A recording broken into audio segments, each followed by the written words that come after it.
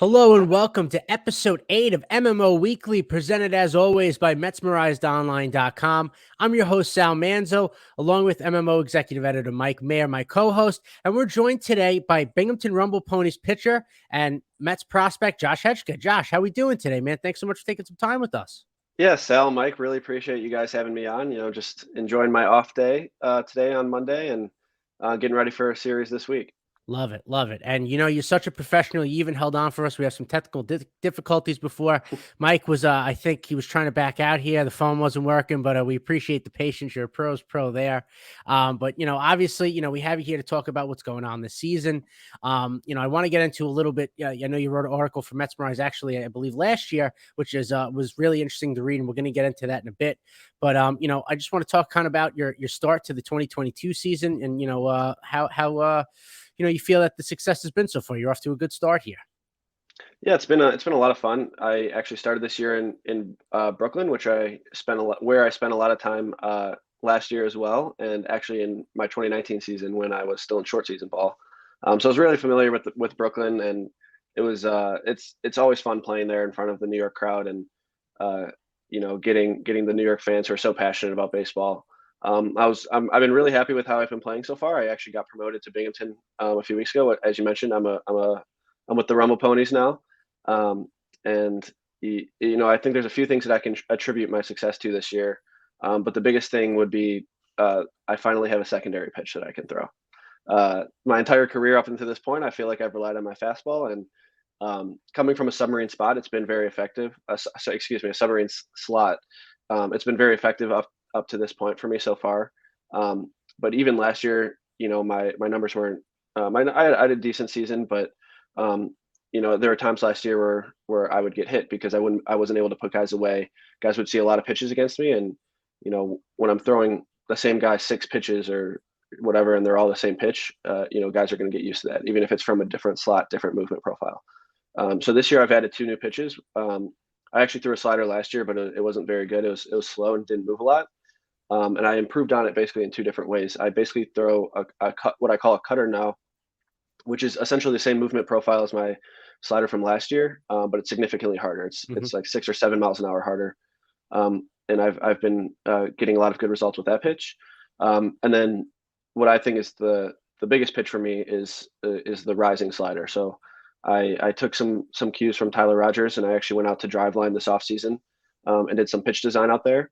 And we developed a slider that has a lot of vertical break, and it actually sweeps a lot too. So that pitch has been extremely effective for me. I've been able to get a lot of swings and misses, especially against right-handed batters with that pitch. And as you see with Tyler Rogers in the major leagues, it's a pitch that hitters haven't seen it. Like, hitters don't see a pitch that comes from such a low slot and actually moves upwards. The vertical approach angle on that pitch is the highest of any pitch in all of baseball for Tyler Rogers, and so that's a pitch that I'm trying to model my arsenal off of. And that rising slider has been extremely useful for me this year, which is why I think my strikeouts are up, and I think it sets up my fastball as well. So I don't have to throw my fastball every pitch, and when I do throw it now, it's more effective. So I think overall, I think that's probably the main reason I've been so successful to start the year this year. Awesome. So, Josh, can you kind of go through like the Driveline process into a little bit of detail, like going there and what you went through to actually kind of perfect the pitch that you're using now, the rising slider, and your cutter too, of course? Yeah, absolutely. I think the Driveline assessment was a lot of different parts, and the primary part was actually a biomechanical and strength assessment. So they hooked up these motion captured dots on me, like you might see on some actors who act in movies. They have CGI, all that kind of stuff. So it's the same technology. You have motion capture dots and these really high speed cameras that they track the dots with, and they can basically recreate your entire body in the computer. So they can see different joint angles and different things that your body's doing, and what they can do is compare that to other pitchers who have been in the Driveline lab. So they've had a lot of minor and major league pitchers through there. What they can see is what specific things are most correlated with throwing hard, basically. So like guys who, for example, who have a lot of hip shoulder separation, that's correlated with throwing harder. There's a bunch of different things that they can check for. for me, it was a little bit different because I'm a submarine pitcher. There's obviously some trade-offs that I have with my delivery. So I'm not going to throw as hard in general because I have such a unique slot. Like it's basically physically impossible to throw as hard as other pitchers, due to the fact that my torso is so bent over and that I'm not able to like drive for my legs as much as other pitchers. But I can still try to maximize everything I can from my delivery. So that was an extremely useful process for me. They gave me some things to work on that I worked on, and I am throwing harder this year, a little bit harder, and I think there's more in the tank there as well. So that was extremely useful. And they do the same thing on the strength side. So they have different strength assessments where they can see exactly how strong you are, how much power you produce, and give you which of those are most correlated with velocity, and then give you a program to help develop those in the hopes of gaining velocity. For me, that was the main thing I was working on, is velocity. Other guys who may want to work on command, they have other things they can do to improve that. But so that was the main portion of the Driveline assessment. And they also did a pitch design session with me when I was out there. So that's what we're talking about with the slider and the cutter. And essentially they have a pitching mound, and they have a high-speed camera behind me so I can see exactly how I'm releasing every pitch. They have the TrackMan set up behind home plate, and then they have a Rapsodo set up in between home plate and the pitcher's mound. And there's a distinction between those two. A lot of people, some fans might think that that's they basically do the exact same thing. It ends up getting pretty in the weeds and pretty nuanced, but TrackMan actually is the most accurate for measuring movement on the ball. So exactly how the ball is moving, up, down, left, right. TrackMan's more accurate, while Rapsodo is actually more accurate for determining how the ball is spinning. So TrackMan is better for the actual movement. Rapsodo is better for actual spin rate, spin axis, spin efficiency, things like that. So having access to both of those pieces of information in real time is extremely valuable. And you can see exactly what you're working on and what the impact it's having on the actual ball flight is. And then they have different suggestions for grips. So they have balls that they basically have a database of grips from other pitchers who have been in there, and they have balls with drawings of where the finger placement of your finger should be.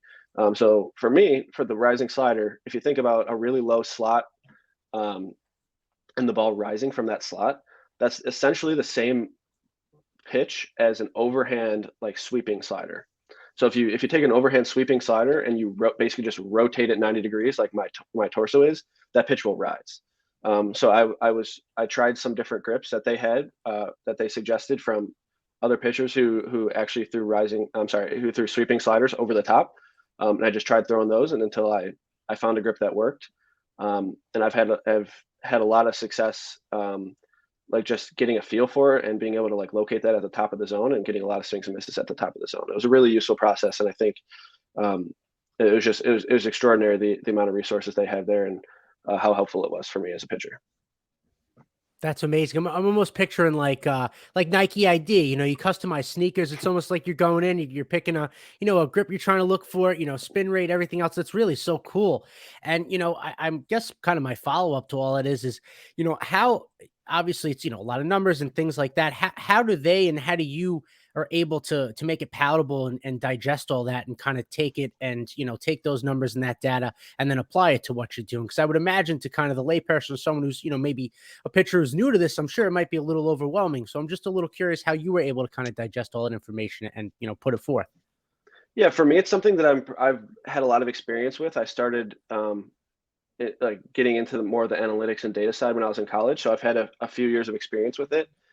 Something I think that they do and that the Mets organization is doing as well is at the end of the day, just trying to boil it down to like one thing that you can focus on. And Driveline calls it Stuff Plus. And even that might be a little confusing for some people who may not have experience with it.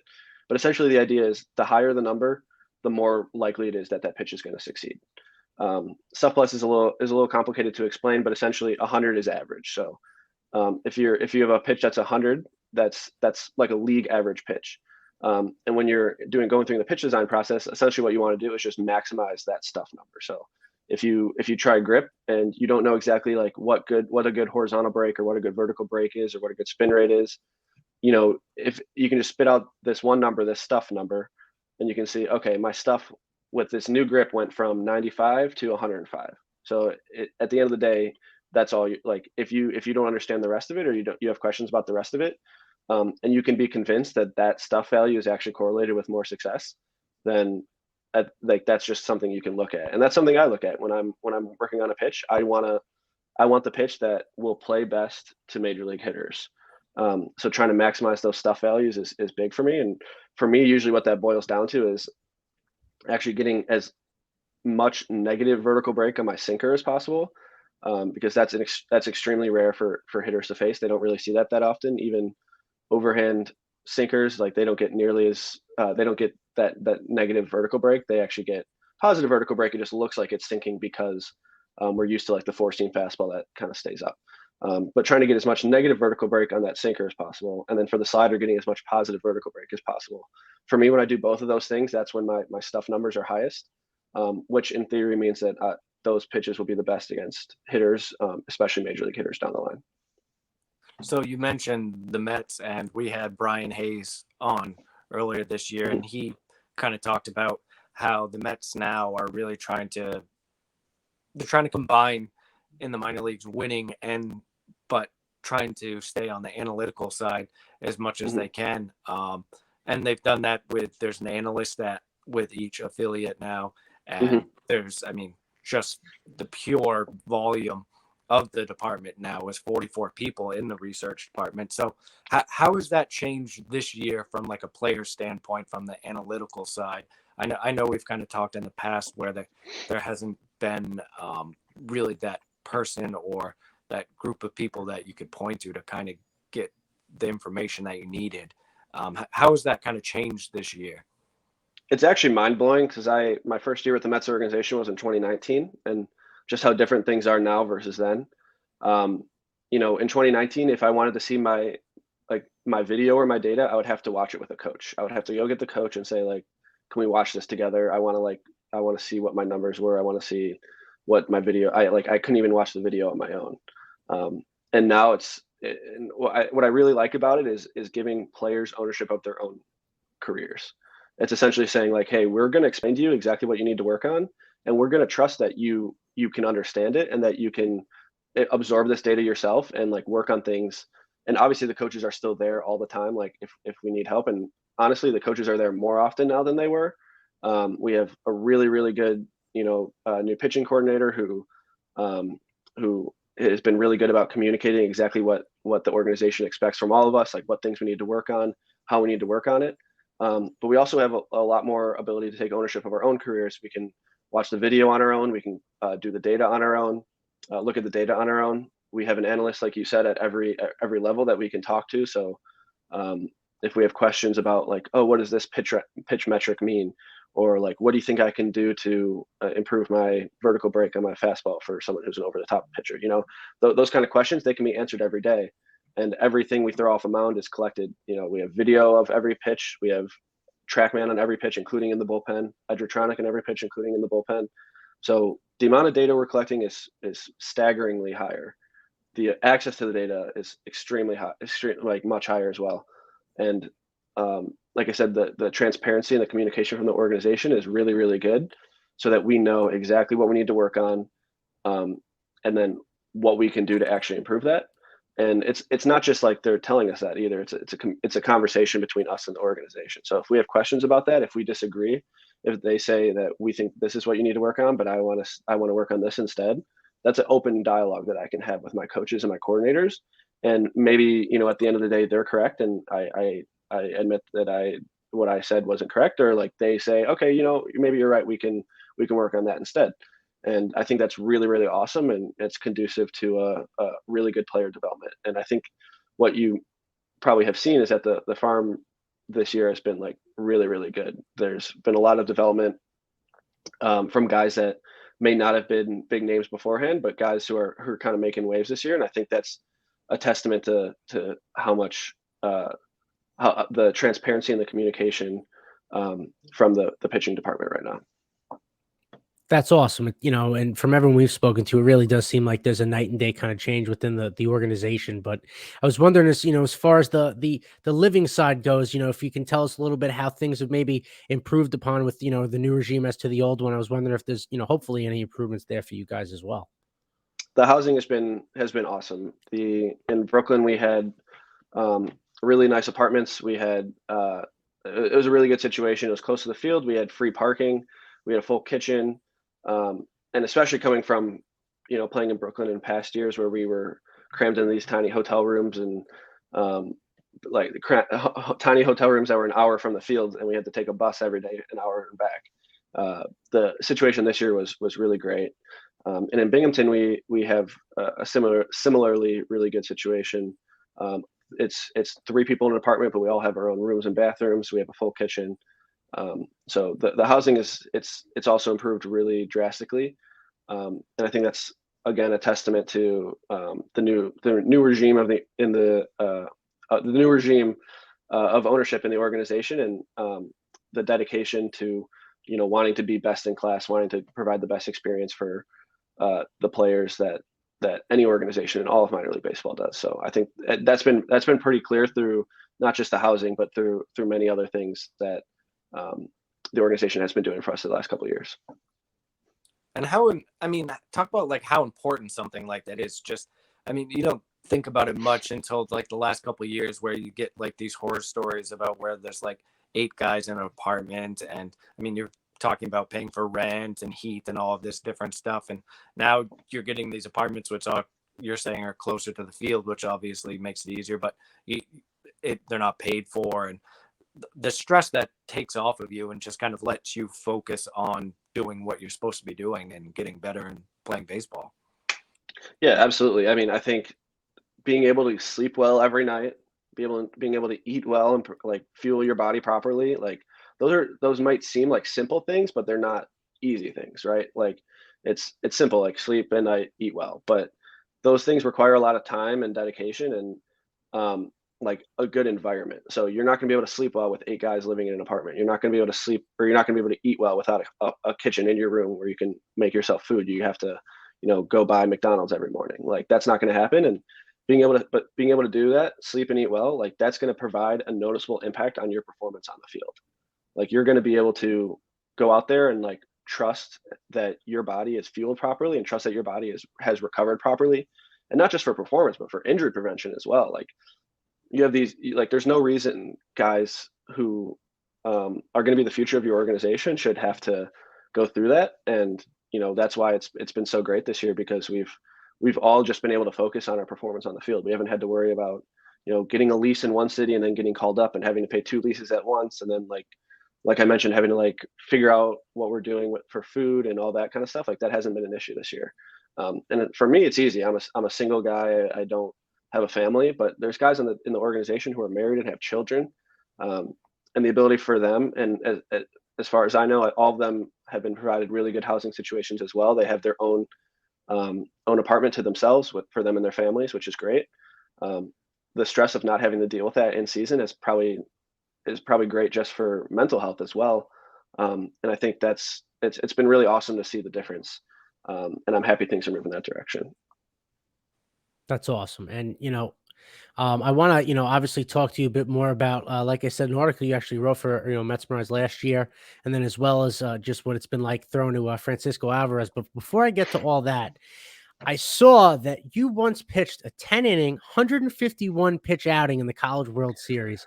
Obviously, your arm is still attached to you, so that's great. I just want to hear like what that experience was like. Could you walk for the next week? Like, what was that like? Yeah. So my senior year of college, I went to Johns Hopkins University, which is a Division III school in Baltimore, Maryland. We had a pretty good year.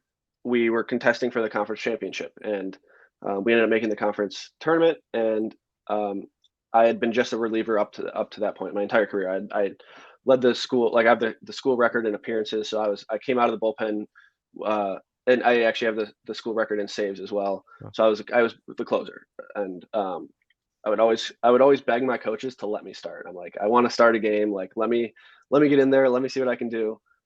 And I actually played 1 year of summer ball after my sophomore year, where I actually started and I did really well in the Cal Ripken League in the Maryland area. Mhm. So I was like, come on, I can do it. Like, clearly I can do it. No dice. In my senior year, like I said, we had this good year. We're in the conference tournament, and we have the conference championship on a Sunday. And I just pitched on, I believe, Friday, a couple innings in relief. And someone else was scheduled to start. And the game ended up getting rained out and moved to Monday. And I'm like, Coach, like, I have enough rest now. Like, let me start. Like, it's a righty heavy lineup. I can get a lot of ground balls. And end up getting the start that Monday in the conference championship and pitched a complete game, 76 pitches. We got the win. We ended up going to regionals. Game 1 of regionals was a very similar matchup. It was a righty heavy lineup that a lot of ground ball hitters, and I successfully lobbied again to get the start. Ended up going another complete game, and our team ended up winning regionals, super regionals, and we made it to the College World Series, which was really awesome. And once again, we had a very similar matchup, a righty heavy team, and I ended up starting game 1 of the College World Series. Like you mentioned, I went 9 2/3 innings, 151 pitches, I think it was, maybe it was 152. And it was one of the craziest games I've ever been a part of. We were down a few runs, and then we ended up coming back in the bottom of the 10th, and like had this crazy walk-off double in the 10th. And I remember running on the field and I was crying. Like, I was like, this is the craziest game I've ever been a part of, the best moment of my life. So it was really awesome. I don't anticipate starting anymore in pro ball. I don't think that's in my future. But I ended up actually coming back 2 days later to get the save in another College World Series game. So I think part of it's just like, I'd like to say it's like, oh, because I was so well prepared, or I like took care of my arm. And it's like, at the end of the day, I was just like, I was a senior in college. I didn't know whether I was going to be playing afterwards. And I was just like, I'm willing to put everything on the line just to hopefully help our team. And I'm glad it didn't end up causing my arm to fall off or anything, but it was awesome. And it was cool. And I'm glad my starter days are in the past, though. I went 3 innings the other day, I think last Monday, and I felt like I was going to die after the game because I was exhausted. So I think that's behind me now. That's awesome. Well, that's definitely a story you'll always be able to tell. It's really cool. And kind of moving on from there, obviously, I mentioned that you had, written an article for Mesmerized, I believe it was last year, just kind of, telling your story about what it was like in 2020, not having a season, and kind of, keeping yourself, on the mend, and then playing last year after basically not playing the whole year before that. Just kind of give us, talk us through a little bit of, what that process was like, losing a season in 2020 and having to, navigate to, keep yourself in shape and, stay competitive to, eventually playing, getting back to the mound last year, and kind of what that experience was like. Yeah, it was really tough. That was actually the longest I'd ever gone without playing competitive baseball in my life, because I, knock on wood, have never had a serious injury. Mm-hmm. And I've played every year of my life since I've grown up. So I spent most of that at home, like most people did, and I tried to use it as an experience and as a time to I didn't want to waste that time. It was hard, very hard at first, but I told myself that I didn't want to look back and say like, oh, I wish I had done something with this time. So basically right away I started training again, trying to improve. And I think honestly, without that time, I don't think I would be in a place physically or mentally, like where I am now. I think that time ended up being extremely beneficial for me in terms of being able to physically train and get better, but then also mentally, like learning how to overcome adversity, right. And dealing with a lot of the uncertainty that we experienced during that year, or that period of time. So, it was an extremely valuable learning experience for me, and I think I tried to make the most of it. And obviously I know it's an extremely hard time for like a lot of people in the world, just for a million different reasons. But like I said, I tried to make the most of it, and I think at the end of the day, it helped me become a better pitcher because of it. Awesome. And I would imagine, it seems like, we talked to, a lot of, guys in the minors that, lost that year and everything. It seems like, from last year now on, guys just happy, to be out there now. It's like a new lease on life, so to speak, right? You get to go out there. You don't take that kind of stuff for granted again. That's awesome. Yeah, absolutely. I've noticed that. I've definitely noticed that with myself and some of my teammates. There's a lot less like negativity or complaining, even, I would say, just because of we realize like what it was like when we didn't have that. And I think it was kind of good for the outlook of everybody in some respects. Absolutely. And now we got to talk about him. You get a chance to pitch to him, and you also get to watch him mash baseballs. I mean, just tell us a little bit. I mean, A, just throwing to him, and then B, getting to watch Francisco Álvarez hit. Yeah, to the editors, make sure to get ready to get a clip out of this since we're talking about LV. This is clearly the part that everyone cares about. Yeah, he's tremendous. I think he's probably my favorite pitcher in the organization. I'm sorry, he's my favorite catcher in the organization to throw to. The way he just approaches, the hitters, and like he's so confident in every pitch that he calls. Like he has a reason for it. He's not just throwing random numbers down. Like, and it'd probably be very easy for him, someone who's extremely good on the offensive side, to say like, screw the defensive side. I don't really care about that. But the amount of work that he puts in for the pitchers every day is definitely not unnoticed. He does an extremely good job of calling games. He does an extremely good job of framing pitches and working for us on the when there's runners on the base pass. And it's awesome. I sincerely think he's like one of the best catchers I've ever thrown to in my life. And then obviously it's so much fun watching him, hit balls 500 feet every day. I think he hit one yesterday that was just like over the train tracks in Binghamton. It was just destroyed. And same with like Mauricio, same way. He had two yesterday, were just crushed. Beatty had a home run in BP the other day that like went into the parking lot and almost hit someone's car. Like it's ridiculous getting to see these guys every day. And it's a lot of fun for us. Even like the pitchers who are watching these guys hit BP and just watching balls fly over 100 feet over our heads. Like it's pretty exciting at times to know that that's the future of the organization. And these guys are just tremendously talented, and Alvarez is obviously, just tremendous prospect, and he's going to be a really good major leaguer for a very long time. And you kind of touched on earlier, you were talking about some guys that you've clearly seen improvements this year from Mets pitchers that have, because of the new system, getting the analytics and getting the numbers and being able to make some changes. And two of those guys you got to pitch with earlier this year, Bryce Montes Dioca and Miguel Otanez. Two guys throw 102. So kind of tell Mets fans because they're both now in AAA, recently promoted. Kind of talk about that a little bit, and some other guys on the team too. Yeah, those guys are actually two of my really good friends. I've played with Otanez since 2019. He was with me in Kingsport and then Brooklyn. And then he was with me a lot of the time last year, and then obviously in Binghamton this year. And he's just a power arm. Like he makes it look so easy. He had 104, I think, the other day, a couple weeks ago. And he's just like, he just blows up the zone. He has so much confidence in his stuff, and he just loves like blowing it by guys. And then Bryce is actually probably my best friend in the organization, one of my best friends in the organization. I played with him all year last year and then this year. And honestly, I don't know why either of these guys aren't in the major leagues right now, and I hope they are soon because they could both do really well. Bryce he throws 100-mile-an-hour fastballs and 95-mile-an-hour cutters, and it's just, I've never seen a guy strike out a bunch of guys and also get like the weakest contact I've ever seen. It's so fun to watch those guys. And I also want to give a huge shout out to Trey Cobb, who's just an 80 grade human being. And he reinvented himself. He was an over the top guy last year and struggled a little bit, but this year he listened to some suggestions from the organization, worked his ass off to start throwing sidearm, lowered his slot. And he is having an absolutely amazing year this year. He had like a 0.5 ERA in AA, I think. And now he's up in AAA and pitching really well.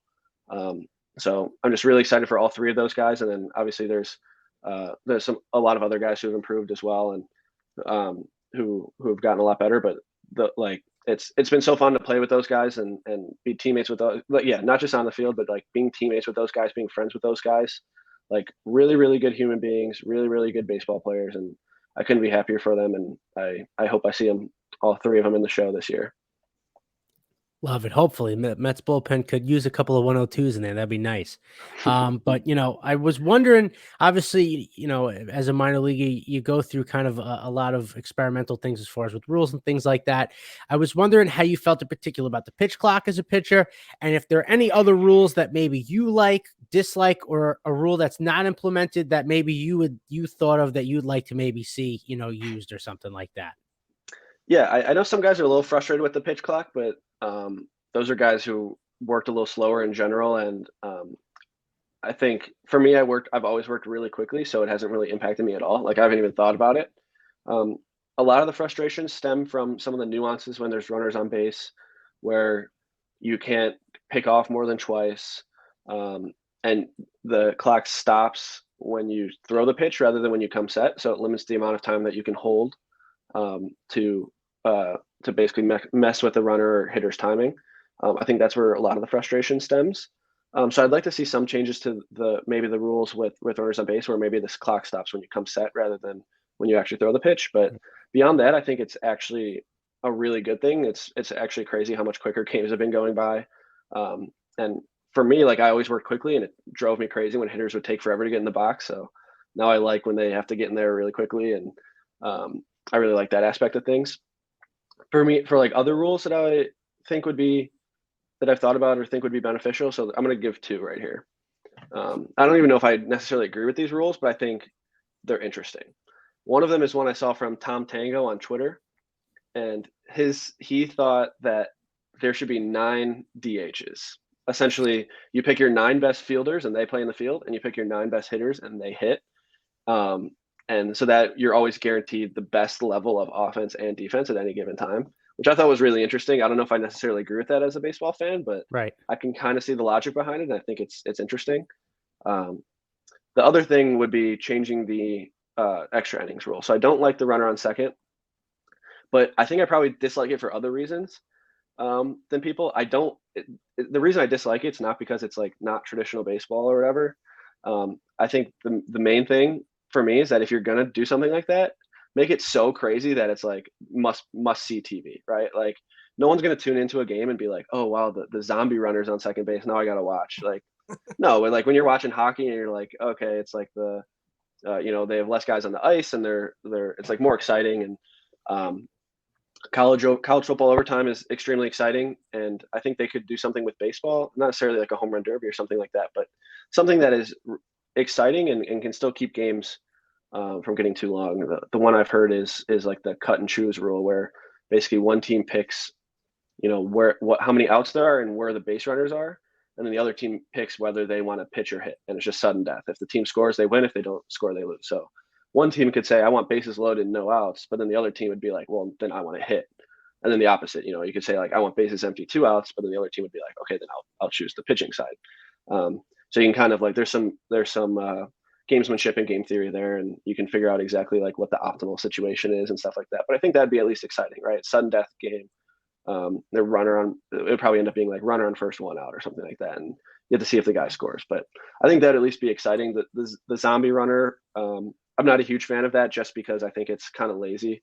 So if you're going to do something like that in the extra innings, I would love to see it be something like crazy and out there. And obviously, maybe for playoffs, you do normal baseball in the extra innings. But personally, I don't really care about I don't think it affects the integrity of the game to have something crazy in extra innings. That's just me personally. That's pretty cool. I'm just thinking back to this whole only offense and defense things and how amazing some of the late teen Mets would have been if they could have done that. But I don't want to keep you here too long, Josh. I was wondering, just to kind of, round things out here, I was wondering if, is there anything that you're looking to improve upon for the rest of the season, to kind of maybe take you to the next level, or, things that, you feel that you could finish, kind of strong on?